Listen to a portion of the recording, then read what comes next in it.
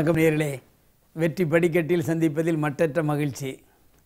செய்யும் தொழிலே தெய்வம். உங்களுக்கு ஒரு சாதாரண கருத்தாக இருந்தாலும் சரி, ஒவ்வொருவரும் கடைபிடிக்க வேண்டிய வார்த்தை செய்யும் தொழிலே தெய்வம். அந்த தொழிலை கவனமாக செல்லுகின்ற பொழுது ஏதாவது ஒரு வகையில் அவன் வெற்றியாளனாக மாறுகிறான்.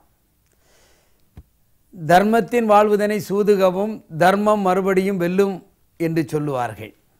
ஆனால் கர்மத்தின் வாழ்வுதனை சூதுகவும் கர்மம் மறுபடியும் வெல்லும் என்பதுதான் தன் தொழிலை தெய்வமாக நினைத்து செயல்படுகின்றவர்களுக்கு கிடைக்கின்ற ஒரு நல்ல பதிலாக இருக்கும். தர்மம் செய்து சூது வந்தாலும் அதை தாண்டி நமக்கு வெல்லும் என்று சொல்லுகின்ற நேரத்தில் அந்த இன்பத்தை விட கர்மம், நாம் பணி செய்கின்ற அந்த வேலை, அந்த கர்மத்தின் வாழ்வுதனை சூதுகவும் கர்மம் மறுபடியும் வெல்லும் என்று சொல்லுவது தான் உழைப்பாளிகளுக்கு மிகவும் பொருத்தமான சாலச் சிறந்த வார்த்தையாக இருக்கும். இப்படித்தான் ஒரு நாள் மன்னர் இறைவனிடம் வேண்டிக் கொண்டிருந்தார். எப்பொழுதும் தினமும் ஆண்டவனையே வழிபட்டு கொண்டிருப்பார். ஆனால் தரிசனம் கிடைக்கவில்லையே என்ற ஏக்கத்தில் இருப்பார். ஒரு நாள் இறைவனுக்கு பதிலாக ஒரு தேவதை அங்கே இறங்கியது. இறங்கிய உடனேயே மன்னன் கேட்பார், நான் ஆண்டவனை வழிபட்டு கொண்டிருக்கிறேன், தினமும் சிறந்த பக்திமானாக என் பெயர்தானே முதலில் இருக்க வேண்டும், இருக்கிறதா பார்த்து சொல்லுங்கள் என்று சொன்னான். அதற்கு தேவதையும் பட்டியலை பார்த்துவிட்டு உங்கள் பெயர்தான் முதலில் இருக்கிறது என்று சொன்னாள். அடுத்ததால் மந்திரி, சேனை தளபதி எல்லோரும் கேட்டார்கள். எல்லோருக்கும் உங்கள் பெயர் இருக்கிறது இருக்கிறது என்று அந்த தேவதை சொன்னது. ஒரே ஒரு மனிதன் மட்டும் இதை பற்றியெல்லாம் கவலைப்படாமல் தன் வேலையை செய்து கொண்டே இருந்தான். அப்பொழுது அந்த மன்னன் அவனை கூப்பிட்டு, நீ ஏன் உன் பெயர் இருக்கிறதா என்று கேட்கவில்லை என்று கேட்டார். அவன் பயந்து போய் தேவதையிடம் என் பெயர் அந்த பட்டியல் இருக்கிறதா என்று கேட்டான்.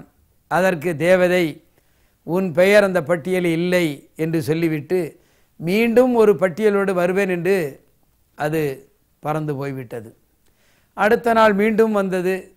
வந்தவுடனேயே மன்னன் கேட்டான், இன்றும் என் பெயர் தானே முதலில் இருக்கிறது, பார்த்து சொல்லுங்கள் என்று சொன்னான். அதற்கு தேவதை சொன்னது, உங்கள் பெயர் இல்லை. மன்னனுக்கு கோபம் வந்து விட்டது. மந்திரி கேட்டார், மந்திரிக்கும் இல்லை என்று சொன்னது.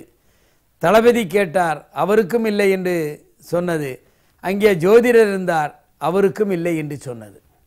எல்லோருக்கும் கோபம் வந்து விட்டது. ஆனால் அந்த வேலைக்காரன் மட்டும் தன் வேலையை செய்து கொண்டிருந்தான். என்ன நடக்கிறது என்பதை கூட அவன் பார்க்காமல் அவன் வேலையிலே, அவன் கர்மத்தில் அவன் கண்ணாக இருந்தான். இந்த தேவதை அவனிடம் சென்று, நீ ஏன் கேட்கவில்லை என்று கேட்ட பொழுது அந்த பணியாள் சொன்னான், நேற்று கேட்டேன், என் பெயர் இல்லை என்று சொன்னீர்கள், இன்றும் இருக்காது என்ற நம்பிக்கையில் தான் நான் அதை கேட்கவில்லை என்று அந்த தேவதையிடம் சொன்னான். தேவதை சொன்னால், உன் பெயர் மட்டும்தான் இருக்கிறது என்று அந்த வேலையாள்டம் அந்த வினையை செய்து கொண்டிருப்பவனிடம் பார்த்து சொன்னது. மன்னனுக்கெல்லாம் ஆச்சரியம். நாம் மன்னன் மற்றும் மந்திரிகள் தளபதிகளுக்கெல்லாம் பெயர் வரவில்லை, இவன் பெயர் வந்திருக்கிறதே என்று கேட்டபொழுது அந்த தேவதை சொன்னது, கடவுளுக்கு யார் யார் என்ன வேலை செய்கிறார்கள், தங்களுக்கு உரிய பணியை செய்கின்றார்களா, அதிலே கவனமாக இருக்கின்றார்களா என்று பார்ப்பது இதெல்லாம் மற்றற்ற மகிழ்ச்சி. வீணே நேரத்தை செலவிட்டு அவரை மட்டும் வணங்கி கொண்டிருந்தால் மட்டும் போதாது, மனசார வணங்கி கொண்டு தான் செய்கின்ற தொழிலை சுத்தமாக கருத்தாக செய்தால் அதுதான் இறைவனுக்கு பிடிக்கும். அதைத்தான் அந்த வேலையாள் செய்திருந்தான். எனவே கர்மமே கண்ணாயினார் என்று இருந்த இந்த வேலைக்காரனுக்குத்தான் அந்த பட்டியலில் இடம் இருக்கிறது என்று அந்த தேவதை சொன்னது. அப்பொழுதுதான் மன்னருக்கும் மற்றவர்களுக்கும் புரிந்தது, அவரவர் வேலையை அவரவர் செய்ய வேண்டும். அவரவர் செய்கின்ற தொழில் மூலம், அந்த வேலையின் மூலம் நாம் இறைவனை திருப்திப்படுத்தலாம் என்ற சிந்தனைக்கு வந்தார்கள். எனவே வாழ்க்கையிலும் நாம் அப்படித்தான் இருக்க வேண்டும். நாம் எடுத்துக்கொண்ட பணி என்ன, அதை எப்படி செம்மையாக செய்வது, அதை சரியாக செய்தால் வெற்றி நிச்சயம் என்று சொல்லி மீண்டும் உங்களை நாளை காலை 7 மணிக்கும் இரவு 7 மணிக்கும் சந்திக்கின்றேன். நன்றி, வணக்கம்.